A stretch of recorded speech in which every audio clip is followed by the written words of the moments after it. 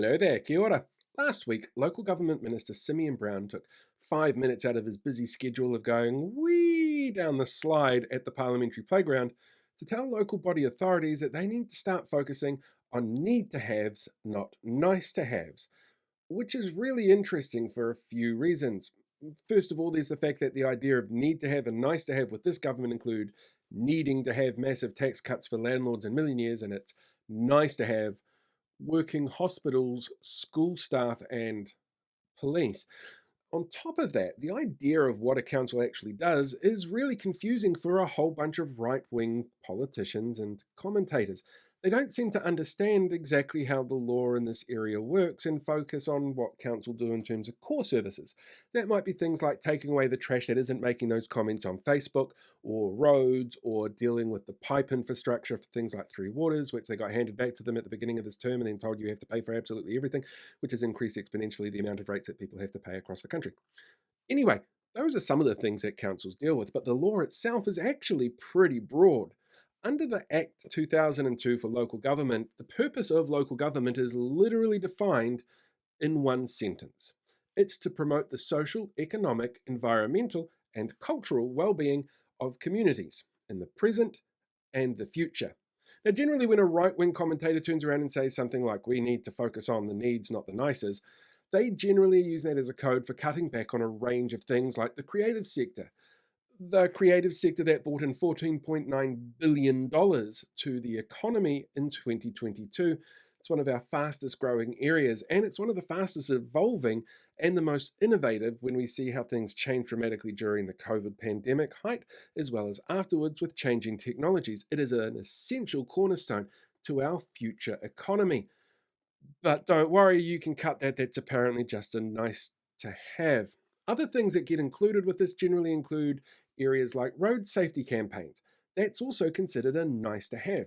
Mostly the comments you'll hear are going to be about how road safety measures slow traffic down. And generally speaking, that's because these people have tiny ding dongs, according to research, and they just want to get places faster, and somehow the two of them are linked. Again, according to the research. The reality is, though, that having cycle lane infrastructure in place reduces fatalities for all road users. It makes the roads safer for everybody. In fact, the areas that tend to see the biggest increases in safety are where you have separated bike lanes more specifically for cycling. And one of the outcomes is that it tends to make women feel safer as well when it comes to both driving and using cycle lanes, and having them there increases the amount of cycle usage. But apparently, that's a nice to have, not to need to have, because I don't know, they don't want to admit how big or tiny the ding dongs are. It's confusing. The other thing that this government has shown really specifically it considers a nice to have is any connection at all to Te Ao Māori, because that's just how this government rolls.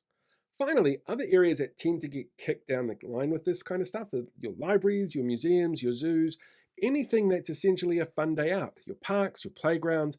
All of those areas are considered nice to haves, not need to haves, which don't fall within the remit of the law itself, which again states social, economic, environmental, and cultural well-being are the areas that your councils need to focus on. Every time you get a right wing commentator who tells you to focus on things like roads and pipes, they're doing that really specifically to undermine the influence of areas like the creative sector or the work that people in, say, bike safety campaigns do. They focus solely on what they want and they call it economic responsibility. But the idea of gutting things which have huge economic impact because they see it as a nice to have, not a need to have, shows really short sighted thinking, really problematic outlook on what councils can do, what they can achieve, and the potential that they've got for creating amazing communities when they've got the skills and resources available to them to do so. It's certainly not an easy place to be because councils have funding issues and they have for a very long time because the rating systems just aren't enough to cover what councils need to do.